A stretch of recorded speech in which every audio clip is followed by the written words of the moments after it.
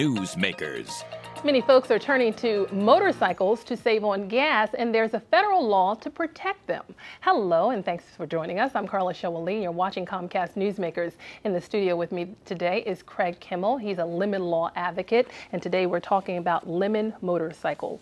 Thanks so much for joining us today, Craig. Absolutely, my pleasure. Thank you. Nice to see you. It was funny, I guess it was today, I saw an older woman riding a motorcycle, and I was thinking, I'm starting to see a lot more motorcyclists that are either women or older, and they're more, I guess, on the road now. Yeah, absolutely. In Europe, for Why? example, in Italy, for years and years and years, gas has been so expensive compared to America that this is just a way of life over there. You know, people in their 50s, 60s, 70s still traveling by motorcycle and scooter. So it's now coming to the United States more frequently, and as cars become smaller, economy needs become higher, you're seeing a lot more motorcycles. It's actually safer. Right, and before they had no protection over them.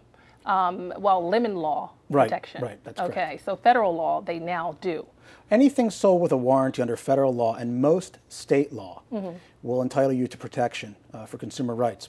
If you have a problem with a vehicle under warranty, whether it's a motorcycle or a car or any other consumer product, but specifically motorcycles today, you're going to be covered for repairs under warranty. And if the manufacturer through the dealership cannot make effective repairs, you're entitled to either your money back or a new motorcycle, perhaps just the cost of repair for lesser problems. Okay, do dealerships know that this law actually exists? Dealerships certainly are not aware entirely of what the law is because they're mechanics and they're trying to sell something and repair it. They're not out there to try to interpret the law.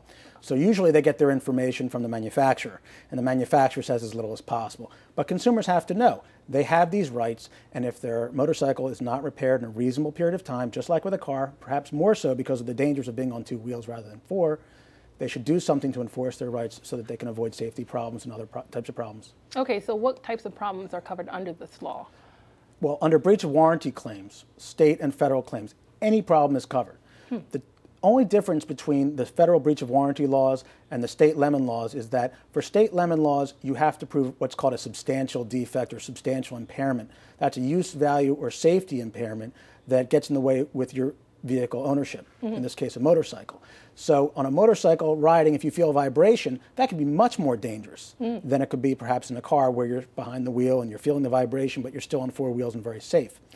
Motorcycles would be different. So even small problems may entitle you to a remedy at law, either a repair or something as great as a refund or a new motorcycle. Okay, and so lemon law, you're actually going to make an amendment or trying to make an amendment that will actually be covered under that law as well. Well, let's back up a little bit. Okay. You know, in some states like New Jersey, motorcycles are covered under the lemon law. Pennsylvania, they are not. Okay. So we are trying to amend Pennsylvania's law to include motorcycles the same way we did several years ago to include lessees of motor vehicles to be covered under Pennsylvania law. And that's worked great since 2002 when it was passed.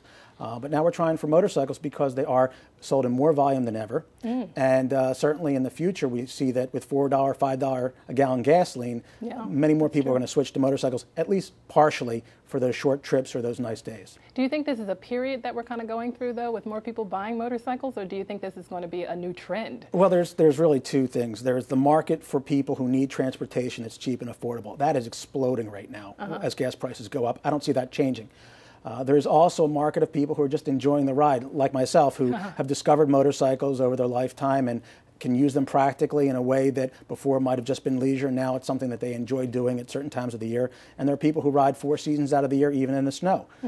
But yes, absolutely, I think in the future, we're only going to see growth in this area. Even if alternative energies come online, motorcycles are here to stay. Okay, and tell us, what kind of motorcycle do you actually drive? I have a few of them. My preferred motorcycle is a Ducati.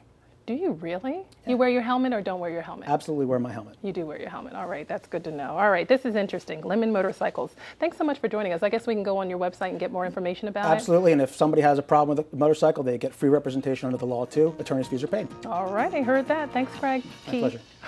With me today is Craig Kimmel. He's a lemon law advocate. I'm Carla Showali for Comcast Newsmakers. Thanks for watching.